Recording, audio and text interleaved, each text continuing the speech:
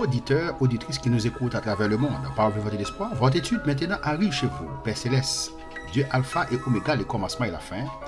Nous te disons merci Seigneur parce que tu nous as gardés, tu nous as protégés. Maintenant Seigneur, nous allons partager ta parole. Nous te demandons Père Saint d'illuminer notre intelligence afin que nous puissions partager ta parole. Parle Seigneur, ton serviteur écoute.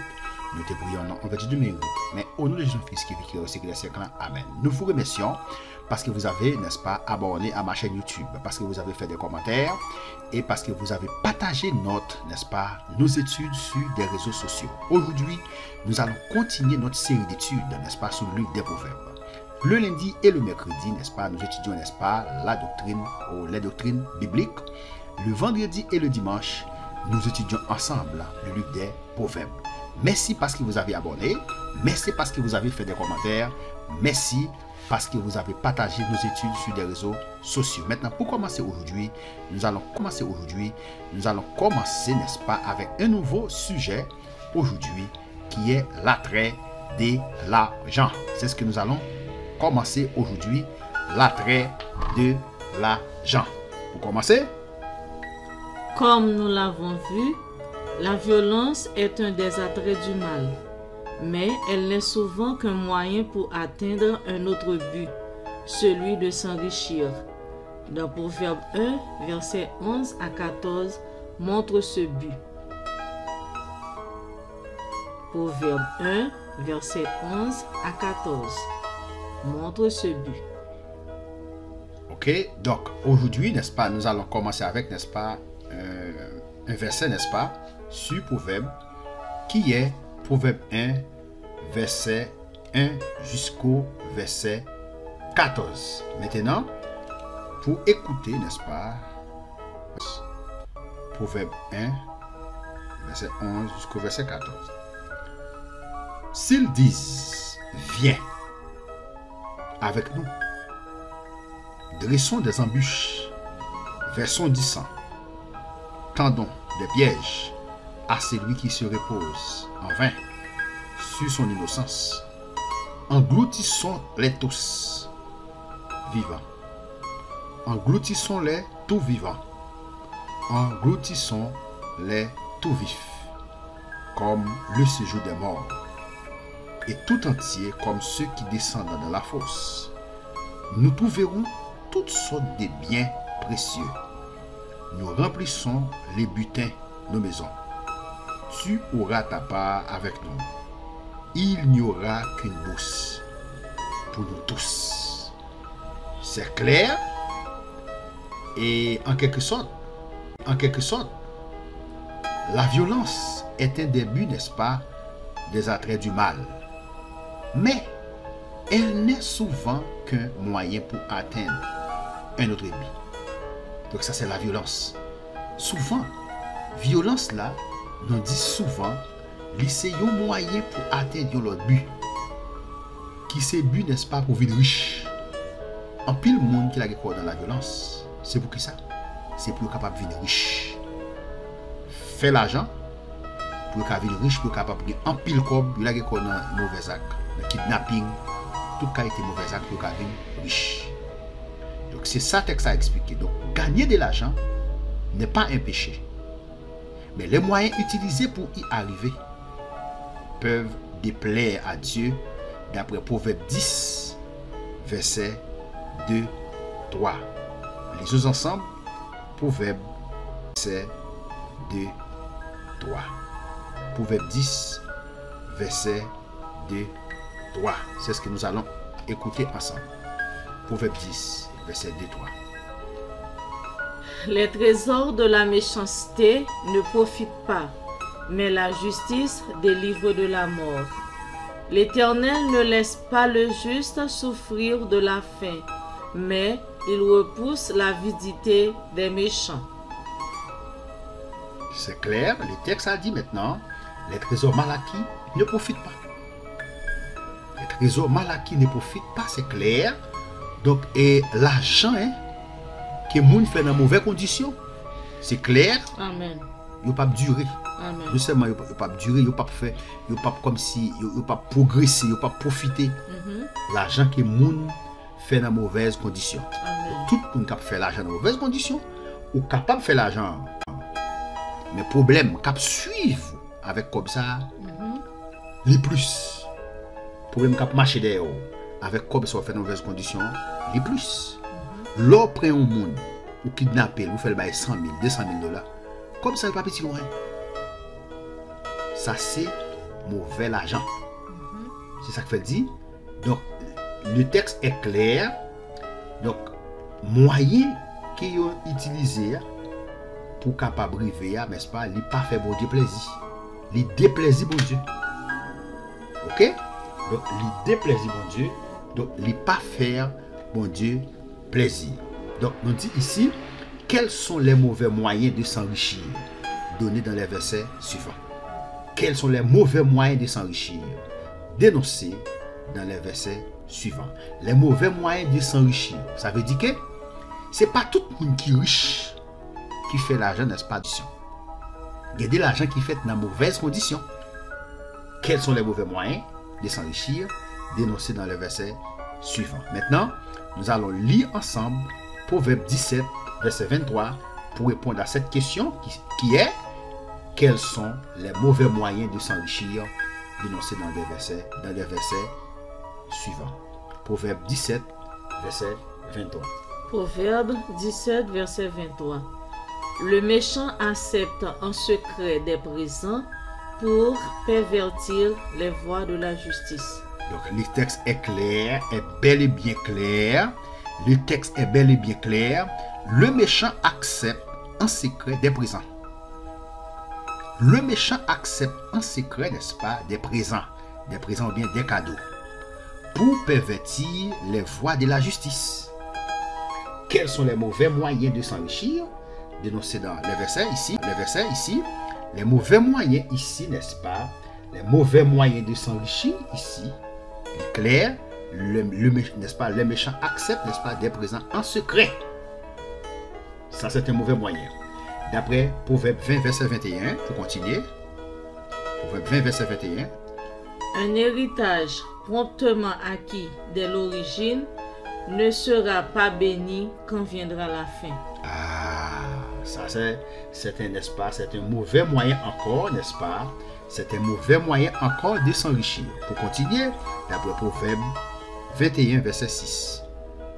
Quels sont les mauvais moyens de s'enrichir dénoncés dans les versets suivants? Proverbe 21, verset 6. Des trésors acquis par une langue mensongère sont une vanité fugitive et l'avant-coureur de la mort. Le texte est bel et bien clair. Les trésors par une langue mensongère. Cela veut dire qu'il y a des gens qui fait mentir pour être capable de gagner l'argent. C'est vrai. Il y a des gens qui fait mentir sous frêle, axel. Dans un travail côté à travail. Pour mettre en position. Amen. Parce que vous connaissez, vous tout toucher plus comme. Vous fait mentir sous le monde qui travaille même quand vous avez dit bagay qui pas ça. De façon pour vous même pour vous au place là, pour vous faire plus d'argent. Donc ça, ils sont bagay qui mauvais. Ouais, quels sont les mauvais moyens de s'enrichir dénoncés dans les versets suivants. Pour continuer, d'après Proverbe 22, versets 22 et 23. Proverbe 22, versets 22 et 23 va continuer à répondre à cette question. Ne dépouille pas le pauvre parce qu'il est pauvre et n'opprime pas le malheureux à la porte. Car l'Éternel défendra leur cause et il ôtera la vie à ceux qui les auront dépouillés. C'est clair. Le texte est bel et bien clair. Moun qui prend l'argent dans mauvaise condition, on dit prend ça qui n'a main là. Alléluia. Le texte est bel et bien clair que car l'Éternel défendra leur cause et il ôtera la vie, n'est-ce pas, à ceux qui les auront dépouillés. Béni soit l'Éternel. Moun qui dépouille moun, cap dépouiller moun, bon Dieu prend la main. Ça na main là. Question, c'était clair. Ça, ce sont des mauvaises, n'est-ce pas, des mauvaises conditions ou bien des mauvais moyens, n'est-ce pas, pour s'enrichir. Comme le dit, n'est-ce pas, comme le dit Proverbe 17, verset 8. L'argent procure le pouvoir et le succès. L'argent procure le pouvoir et le succès. l'argent nous dit succès.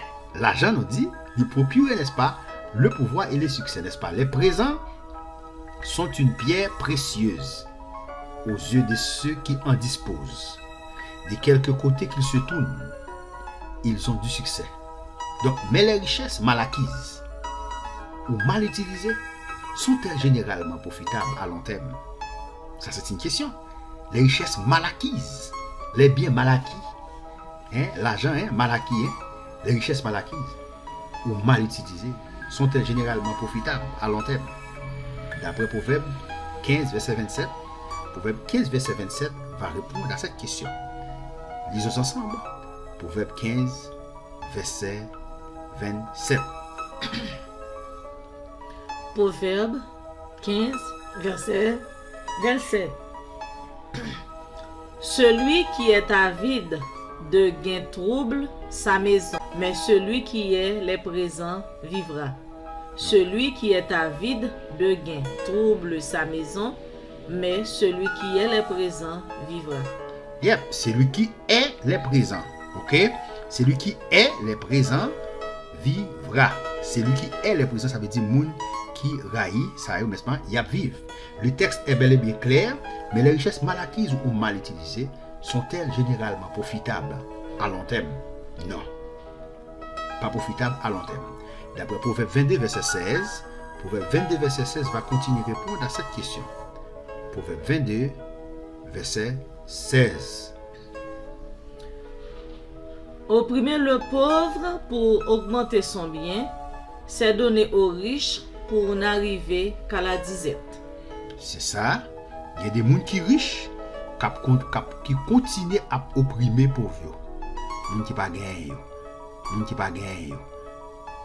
Qui continuent à opprimer, continuent à faire capital sur les pauvres.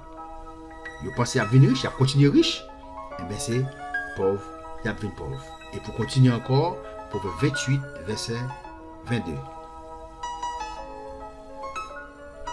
Un homme envieux a hâte de s'enrichir et il ne sait pas que la disette viendra sur lui.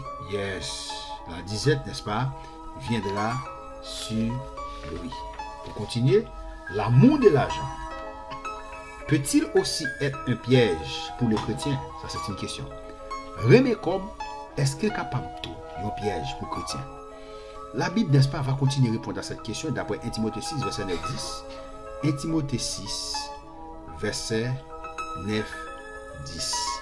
1 Timothée 6, verset 9-10. 1 Timothée 6, verset 10. 1 Timothée 6, verset 9-10 va continuer à répondre à cette question. L'amour de l'argent peut-il être aussi un piège pour les chrétiens? Remet l'argent, est-ce qu'il est capable de tout un piège pour les chrétiens? Oui. Remet l'argent, ce n'est pas l'argent qui est mauvais en soi, mais c'est l'amour de l'argent. L'amour de l'argent, n'est-ce pas, est un piège, est aussi un piège pour les chrétiens. Ou bien pour les chrétiens. Continuons. 1 Timothée 6, verset 9, 10, c'est clair. Il dit, mais ceux qui veulent s'enrichir tombent dans la tentation. Donc, les gens qui veulent venir riche là, il dit, va tomber dans la tentation. Et ceux qui veulent s'enrichir tombent dans la tentation, virgule, dans le piège et dans beaucoup de désirs, n'est-ce pas, des désirs insensés et pernicieux qui plongent les hommes dans la ruine et la perdition. Verset 10. Car l'amour de l'argent est une racine de tous les maux. Et qu'elle même dans bien des tourments. Le texte est bel et bien clair. Il dit remet l'argent, c'est racine toute mal. C'est pas l'argent qui est mauvais en soi. L'argent n'est pas mauvais en soi, mais c'est l'amour de l'argent. Il dit l'amour de l'argent, n'est-ce pas, c'est racine toute mal. Il dit qu'il y a quelqu'un qui possède ça qui passe. Les gens sont égarés de la foi. Ils sont égarés loin de la foi. Il y a des gens, l'argent fait quitter l'évangile. Même j'en ai besoin comme pour nous servir, nous besoin comme pour fonctionner. Mais l'argent mette les gens dehors dans l'église. Il y a des gens qui t'a fonctionné bien propre. Mon Dieu n'a fait ça, le passe avec. Des gouttes. Vous dites fait ça, le font ils passent avec. Quitter l'évangile. Égaré, ouais, égaré loin de la foi. Il dit et se sont jetés eux-mêmes dans bien des tourments. Donc l'argent vient tourner un problème pour eux, l'argent vient tourner une difficulté pour eux, vient tourner un danger pour eux. La question, l'amour de l'argent peut-il être aussi, n'est-ce pas, un piège pour les chrétiens? Oui. Mais n'est-ce pas un piège? Pour le chrétien, oui. Mais l'argent, capable d'un piège pour le chrétien. L'argent utile, l'argent bon, nous avons besoin comme pour fonctionner. Mais l'amour de l'argent, c'est un piège lié pour les chrétiens. Pour continuer, qu'est-ce qui vaut plus que l'argent? La question, qui ça qui vaut plus, hein? Qui ça vaut plus que quoi? Il y a un bagage qui vaut plus que l'argent. D'après 1 Timothée 6, verset 17-21, 1 Timothée 6, verset 17-21 va continuer à répondre à cette question. Qu'est-ce qui vaut plus que l'argent? 1 Timothée 6, verset 17-21. Il dit, recommande aux riches du présent siècle de ne pas être orgueilleux. Apôtre Paul, n'est-ce pas, à Timothée, il dit, recommande aux riches du présent siècle de ne pas être orgueilleux et de ne pas mettre leur espérance dans des richesses incertaines. Béni soit l'Éternel. Apôtre Paul qui a écrit Timothée, qui a dit que, n'est-ce pas, pour recommander à riches qui dans le siècle ça, pour ne pas orgueilleux. Parce que nous connaissons richesse là, hein. Richesse là capable de faire mon orgueilleux. L'argent, hein. L'argent mon na gagne, cob la mon na gagne, l'argent gagne capable de faire orgueilleux. Pour la humilier, n'est-ce pas, mon dit baba c'est. Il dit recommande aux riches du présent siècle de ne pas être orgueilleux et de ne pas mettre leur espérance dans des richesses incertaines. Pour ne pas mettre espérance sur une richesse qui pas certaine. Ça veut dire que richesse ça yo capable seulement de servir sur la terre. Une fois vous faites ce quitter terre, vous pas servir encore. Vous servez seulement sur la terre. Vous utilisez seulement sur la terre, mais vous pas rien encore de vous faire ce quitter terre. Richesse ça yo pas servir encore. La Bible est richesse incertaine. Il dit mais de la mettre en Dieu. Béni soit l'Éternel. Question c'est que ça lié. Il dit qu'est-ce qui vaut plus que l'argent? Maintenant, il dit qui ça vaut? C'est mettre confiance dans bon Dieu. Amen, amen. Ouais, et puis il dit comme ça, et qui nous donne avec abondance toutes choses pour que nous en justions. Nous dit qui ça qui est plus important que l'argent? Confiance nous dans bon Dieu, lui vaut plus que l'argent. Ça fait ça? Parce que l'argent nous besoin pour nous servir sur la terre. Pendant notre vivre sur la terre, nous avons besoin de l'argent pour nous servir. Une fois nous fait ça, nous quitter terre, l'argent pas servi encore. L'argent limité. Amen. Nous avons besoin pour nous servir pendant nos vivants, pendant nous sur la terre. Mais depuis nous fait ça, nous quitter terre, l'argent pas servi encore. Et un jour quand même, nous avons quitté terre. Nous avons quitté l'argent derrière. Nous avons continué d'après Proverbe 8, verset 10, 11. Proverbe 8, verset 10, 11. Va continuer à répondre à cette question. Proverbe 8, verset 10, 11. Proverbe 8, verset 10, 11. Proverbe 8, verset 10, 11. La Bible va continuer à répondre à cette question. Proverbe 8, verset 10, 11. Proverbe 8, verset 10, 11. Proverbe 8, verset 10, 11. Il dit, préférez mes instructions à l'argent. Béni soit l'Éternel. Alléluia. Préférez mes instructions à l'argent. Donc, instruction vaut plus que l'argent. Et la science, alors, le plus précieux. La science, alors, le plus précieux. Béni soit l'Éternel. Préférez, n'est-ce pas? Préférez la science. La science ici, n'est-ce pas, c'est la sagesse. Préférez la science. Préférez la science. Préférez la sagesse, n'est-ce pas, que l'argent et que l'or. Il dit car la sagesse vaut mieux que les perles. Sagesse lui vaut plus passer l'argent. Elle a plus de valeur que tous les objets de prix. Béni soit l'Éternel. Sagesse, la Bible claire sur ça. Il dit sagesse a plus de valeur que tous les objets de prix. Sagesse a plus de valeur qu'une belle machine qu'on gagne qui coûte $100,000. Sagesse a plus de valeur qu'une belle machine qu'on gagne qui coûte $200,000. Waouh! Sagesse. Donc l'attrait de l'argent prend plusieurs formes. Alléluia. L'attrait de l'argent, il prend plusieurs formes. Dans lesquelles nous risquons de tomber. Est-ce que nous, voyez-vous, certains de ces pièges, est-ce que nous, n'est-ce pas, dans piège qui nous capables, nous risquer pour nous tomber? L'argent. L'attrait de l'argent prend plusieurs formes. Alléluia. L'attrait de l'argent prend plusieurs formes. Pour continuer, puisque nous disons l'attrait de l'argent prend plusieurs formes. Donc, l'attrait de l'argent prend plusieurs formes. La question c'est que l'attrait de l'argent prend plusieurs formes. Voyez-vous certains de ces pièges? Voyez-vous certains de ces pièges dans lesquels nous risquons de tomber? Alléluia. Que Dieu vous bénisse. Que Dieu vous garde. Que Dieu vous protège. C'était votre serviteur et votre servante, n'est-ce pas? C'était votre serviteur et votre servante, n'est-ce pas? Qui sont en train de partager avec vous la parole de Dieu. Continuez à vous abonner. Amen. Continuez à faire des commentaires. Continuez à partager nos études sur des réseaux sociaux. Que Dieu vous bénisse.